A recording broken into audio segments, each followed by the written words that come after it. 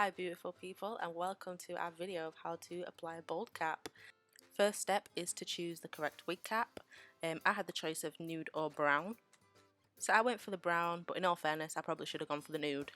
Anyways, the products that we're using today are Got2b, so we're using the freeze spray and black gel. So you just want to make sure that all the hair is away, so just smooth all that back, and then just pull down the wig cap like so. Oh my gosh guys, please mind the braids. I know that they look terrible, but it's just for the purpose of the video. So anyways, we're just going on to cutting some holes for the ears and pulling those through. So now that we're looking like an alien, just enjoy some of my daftness.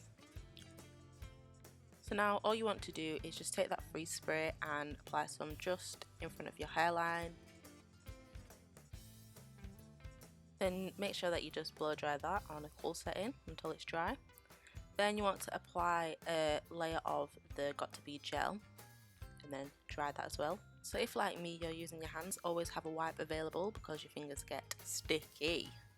So just go ahead and blow dry that until it is dry, and then you just want to move on to actually cutting the excess away.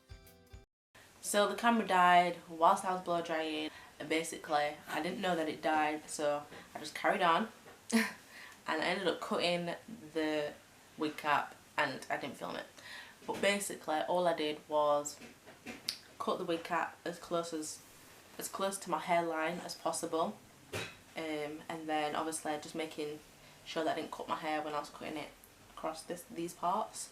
So the reason why I leave out these parts is because when I was making my wig I didn't make it in consideration that I have a low hairline, so I'm going to do another video on how to actually construct a wig when you've got a low hairline, so that obviously I'm able to cover these. But anyway, when I'm styling my wigs I like to use these parts as like edges to make it a bit more natural looking in a way, but you'll see what I mean once I do it. But yeah, anyways, let's get back to the video. Oh my gosh people, wait until you see this. So with the correct shade you just want to apply the foundation exactly where I'm putting it here.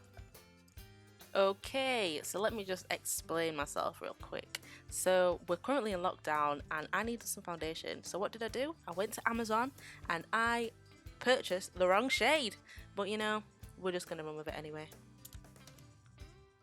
So I mean, the foundation, it did kind of blend into my skin, but yeah, anyways, I was looking a bit crazy, wasn't the happiest with it.